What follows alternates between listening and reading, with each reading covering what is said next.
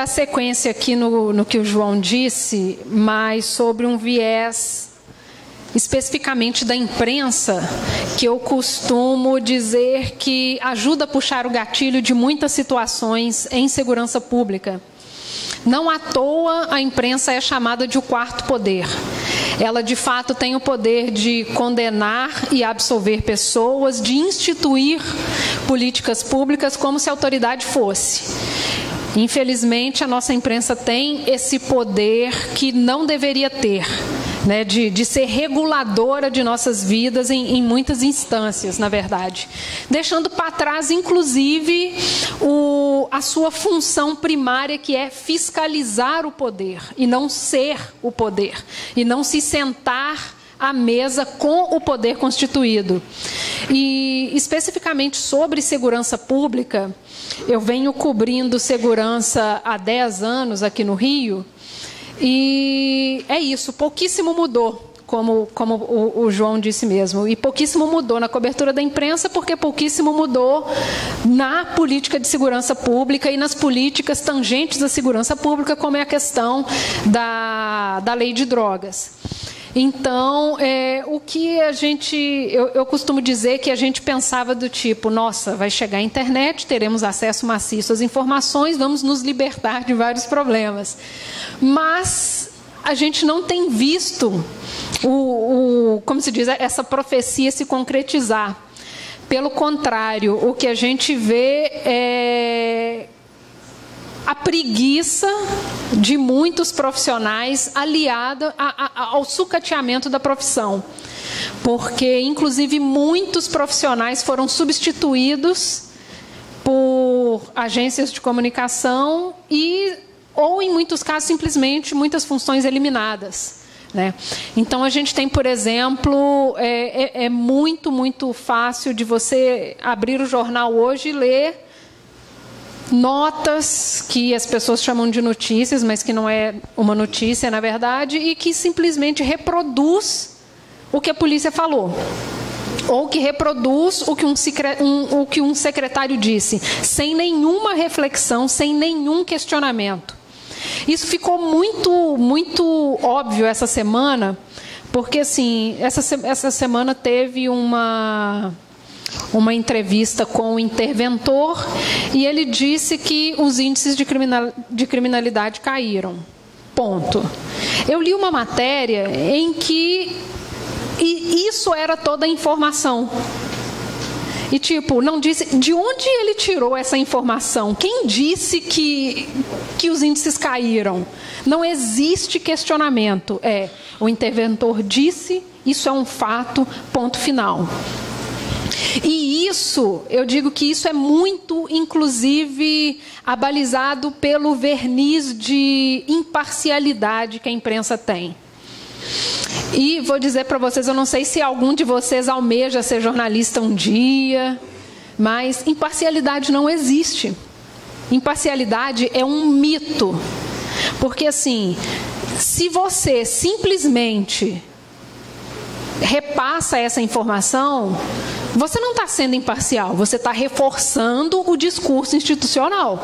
Então, assim, você já tem um lado, está dado, né? Então, assim, isso faz toda a diferença na construção daquilo que a gente acha que é um problema. E não que o Rio de Janeiro seja o lugar mais seguro do país, mas ele não é dos piores lugares do país. Então, assim, quando foi decretada a intervenção,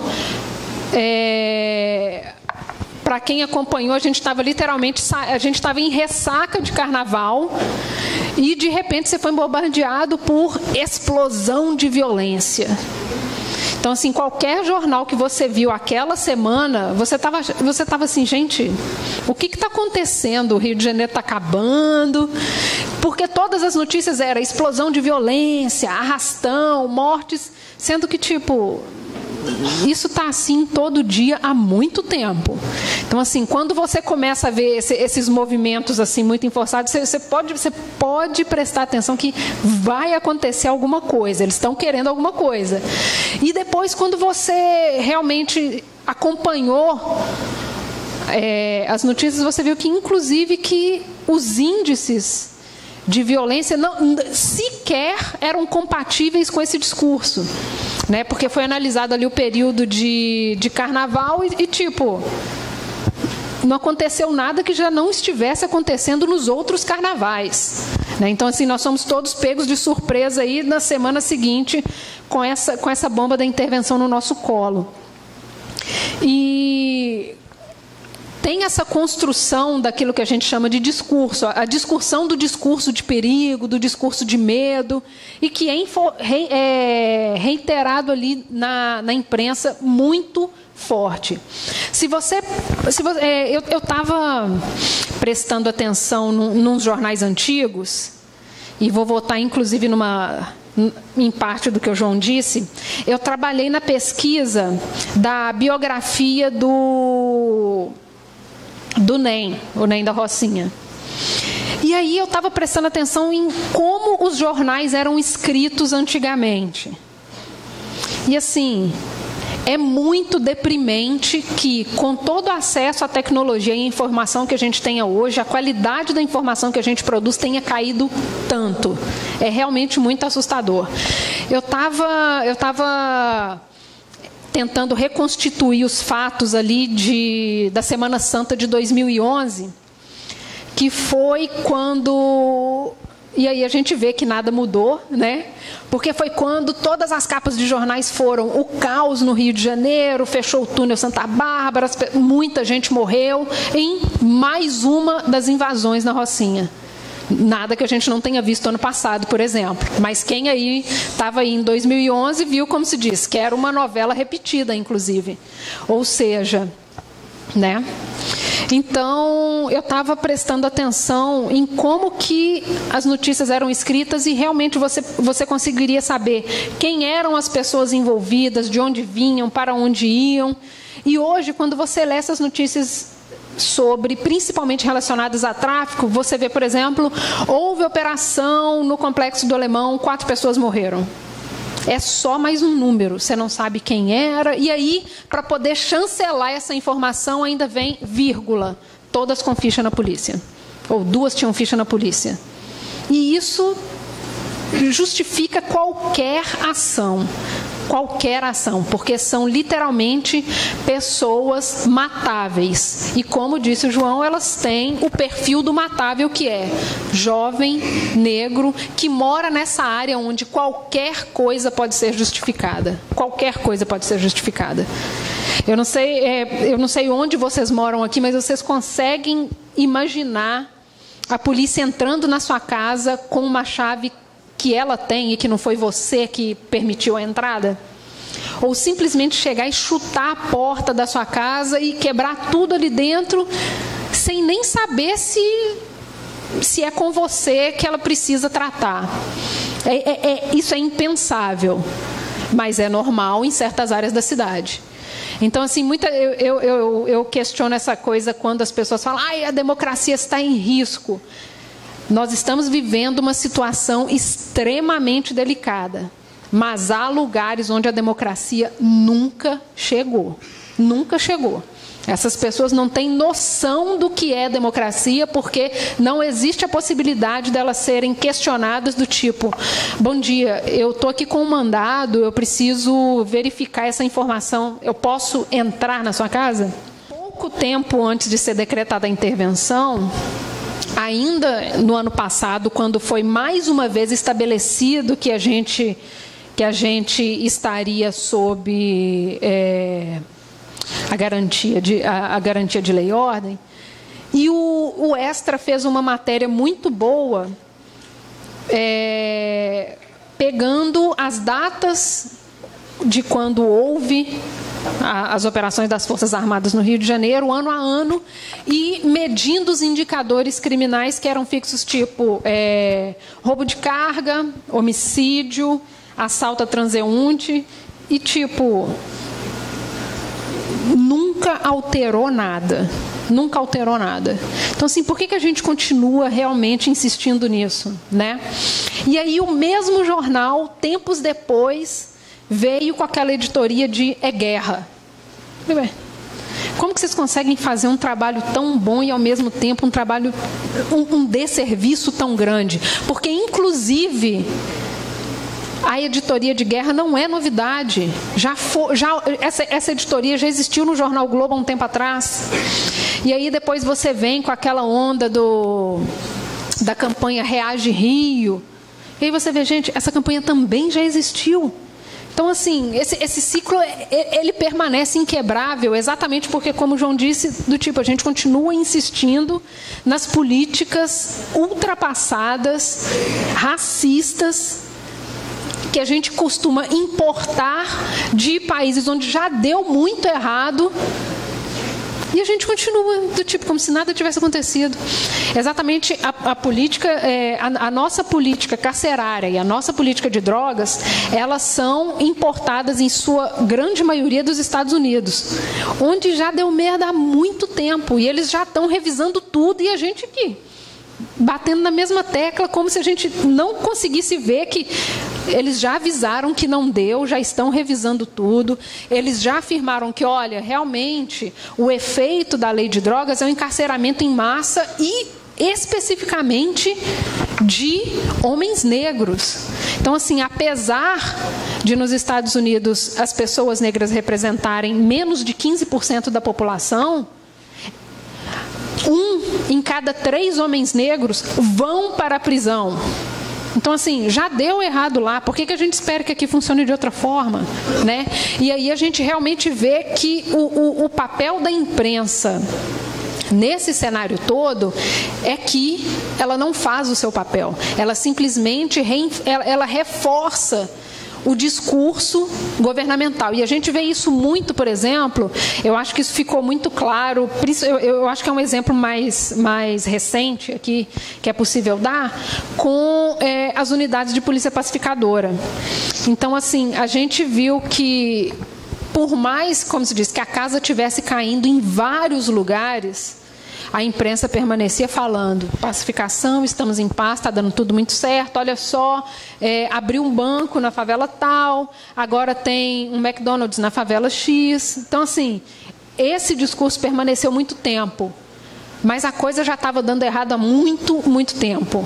Então, assim, a imprensa só virou o discurso quando eles mataram a Marildo, porque aí já não tinha mais por onde segurar essa marimba. Então, tinha que soltar, não tinha como não mudar o discurso dali para frente. O que eu deixo de mensagem assim, para a gente é que, é muito difícil fazer jornalismo hoje em dia, por motivos que são: há uma grande concentração de mídia na mão de pouquíssimas famílias, e essas mesmas famílias não vão ter a visão que eu tenho, no sentido de elas não se importam. O delas está garantido, elas têm, são pessoas que representam tudo o que o privilégio pode representar. Então, assim, por que elas se importariam com o que acontece na Vila Kennedy? Vila Kennedy não está nem no caminho do aeroporto, que é o caminho que essas pessoas costumam ver. É muito para lá do aeroporto. Então, assim, não importa, né? Então, assim, é muito difícil fazer um jornalismo de qualidade pela concentração de mídia.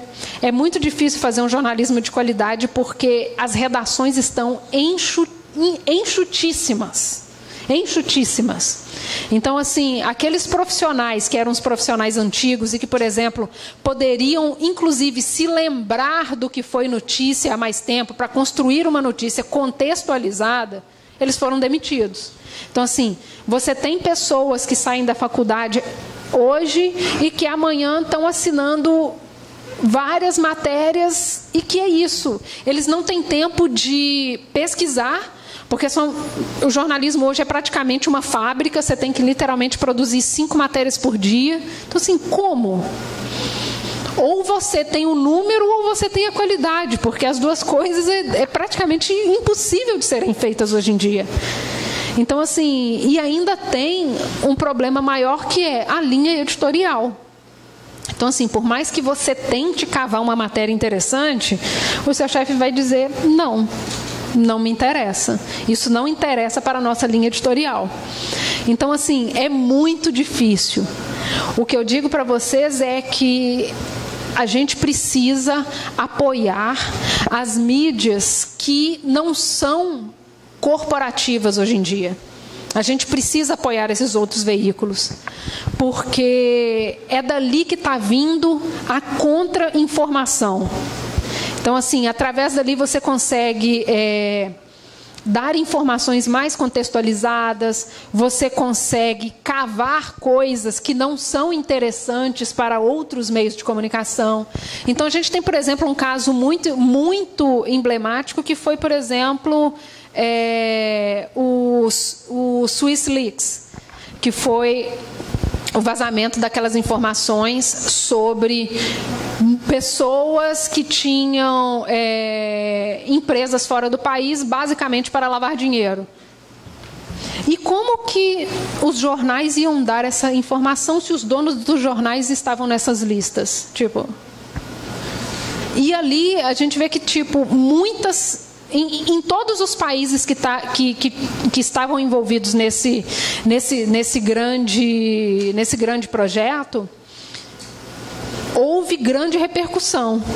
Mas no Brasil você vê, ninguém, não aconteceu nada, ninguém foi preso, ninguém foi sequer constrangido nessa época. Então, assim, por que eu vou dar uma informação que vai me prejudicar? Obviamente não vou. É bem simples. Então, assim, vamos financiar as ideias que a gente acredita. A gente precisa disso, inclusive, para virar esse discurso de que é guerra. Não é guerra. A gente precisa virar o discurso de que, mas também, né, olha onde que ele estava e fazendo o quê? Não é justificável. A gente tem que quebrar o discurso de, mas ele tinha ficha na polícia. Não interessa, executar é crime. Então, a gente precisa virar esse discurso. E esse discurso só vai ser virado, a imprensa, ela só vai exercer o seu papel de fiscalizar o poder e não se sentar na mesa do poder quando a gente tiver essa nova imprensa. Então, financiem as ideias que vocês acreditam. Obrigada. Eu sou o Vitor, eu estou representando o grupo de ativismo.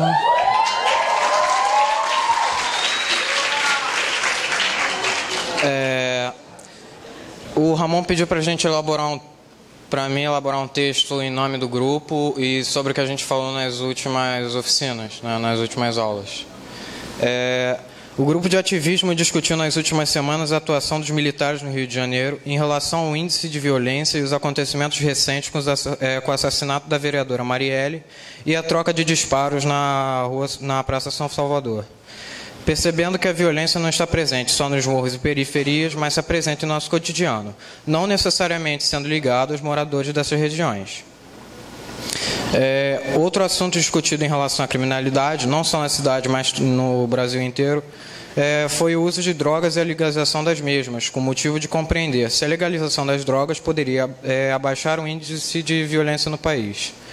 Afinal, também foi argumentado a deplorável situação política no país e as formas nas quais nossos representantes nos tratam, revelando uma relação de desonestidade e mentira sobre cidadãos brasileiros, onde só importam os benefícios em prol de si mesmos.